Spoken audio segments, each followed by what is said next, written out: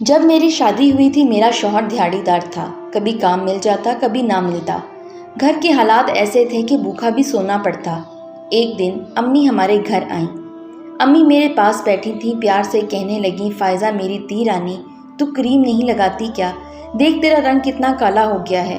میں مسکرا کر بولی، امی لگاتی تو ہوں لیکن شاید اب کریم اثر نہیں کرتی۔ میں نے جب اتنا کہا تو ماں نے میرے سر پر ہاتھ پھیرا۔ میری تی رانی سیانی ہو گئی ہے، پتہ ہے ساحل کو کبھی کام ملتا ہے کبھی نہیں۔ میں آہستہ سے بولی، امی بس کبھی دھاڑی لگ جاتی ہے تو کبھی نہیں لگتی۔ ماں نے پیار سے کہا، اچھا ٹھیک ہے، میں کل جاؤں گی، پھر کچھ دن تک چکر لگاؤں گی تیرے پاس۔ امی دوسرے دن واپس چلی گئیں۔ کچھ دن گزرے، بجلی کا بل ادا کرنا تھا، ہمارے پاس پیسے نہیں تھے، ہم بہت پریشان بیٹھے ہوئے تھے۔ اتنے پہ دروازے پر دستک ہوئی۔ میں نے دروازہ کھولا، سامنے ماں کھڑی تھی، ہاتھ میں ایک بڑا سا تھیلا پکڑا ہوا تھا۔ سلام کیا، امی کے ہاتھ سے تھیلا پکڑا۔ امی نے سر پر ہاتھ پھیرا۔ ساحل بھی گھر پہ تھا۔ امی دعا دینے لگیں، میرے بچوں، اللہ تم دونوں کو آباد رکھے۔ ساحل کچھ پریشان تھا۔ ساحل مجھے بتا کر گیا کہ میں بل کے پیسوں کا انتظام کر لوں کہیں سے۔ میں امی سے باتیں کرنے لگی۔ امی نے پوچھا، ساحل کو کیا ہوا ہے؟ پہلے تو میں نے بات ٹال دی، پھر آہستہ سے کہا، امی بل جمع کروانا ہے بجلی کا، ساحل کے پاس پیسے نہیں ہیں، میرے پاس بھی کچھ نہیں ہیں، بس اس لیے پریشان ہیں کچھ۔ امی نے اپنے بٹوے سے 2000 نکالے، میرے ہاتھ میں رکھے۔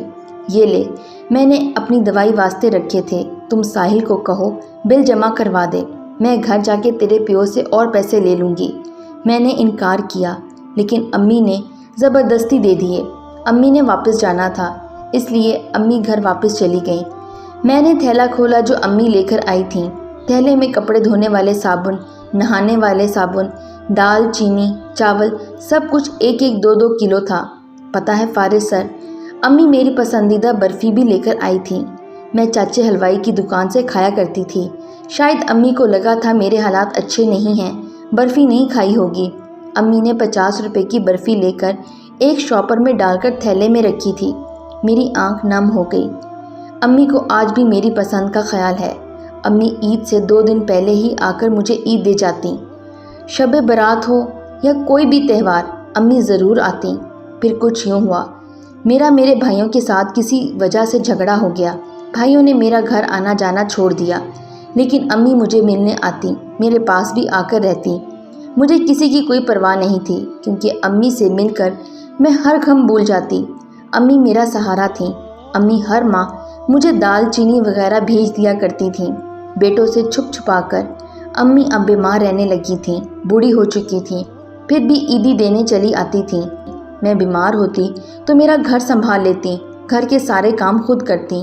امی تھک جاتی تھیں لیکن پھر بھی میرا سہارا بن جاتی، پھر میرے سر پہ تیل لگاتی۔ میں جب بہت اداس ہوتی تو امی کے پاس بیٹھ کر دل کی باتیں کر لیتی۔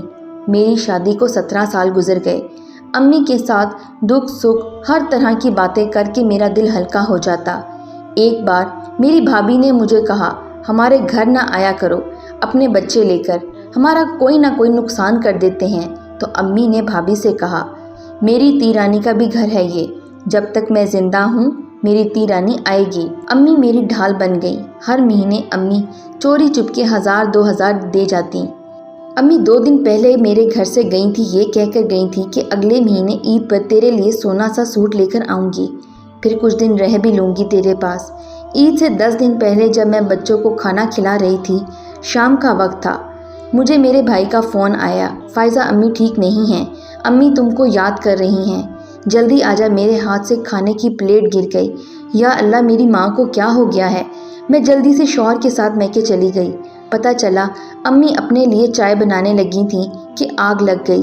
امی کا کافی جسم جل گیا تھا، ہسپتال لے گئے۔ امی کا سارا جسم جل چکا تھا۔ میں چھپ کر بہت روتی، ماں کیا ہو گیا تم کو؟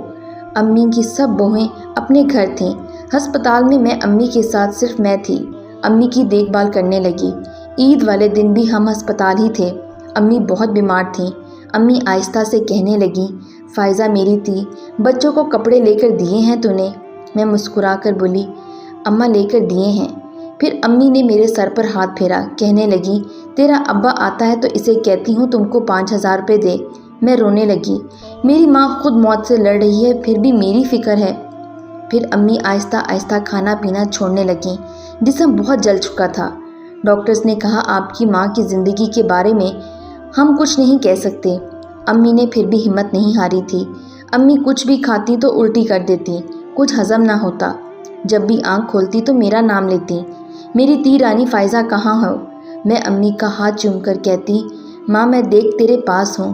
میں نے امی سے کہا میں آج گھر جانے لگی ہوں، 1 مہینہ ہو گیا ہسپتال ہوں، تیری بہو تیرے پاس ہے، 1 رات کے لیے گھر جانا ہے، کل صبح آ جاؤں گی۔ امی نے میرا ہاتھ پکڑ لیا، رونے لگی، فائزہ میری تھی، مجھے اکیلا چھوڑ کر نہ جا، مجھے بھی گھر لے جا ساتھ میں۔ میں مسکرا کر کہا اماں تم کو ڈاکٹر اگلے ہفتے چھٹی دے دیں گے، پریشان نہ ہو، میں کل صبح تیرے پاس آ جاؤں گی۔ میں جب گھر آنے لگی تو ماں بہت روئی، میری تی مجھے چھوڑ کر نہ جا، لیکن میں نے سوچا بچوں کو مل کر کل صبح آ جاؤں گی۔ جب میں گھر پہنچی تو مجھے فون آیا، فائزہ امی فوت ہو گئی ہیں۔ میرے ہاتھ سے موبائل گر گیا، میں چیخ کر رونے لگی۔ امی کو گھر لے آئے، امی اپنے ساتھ ساری فکریں لے گئیں، ساری محبتیں لے گئیں۔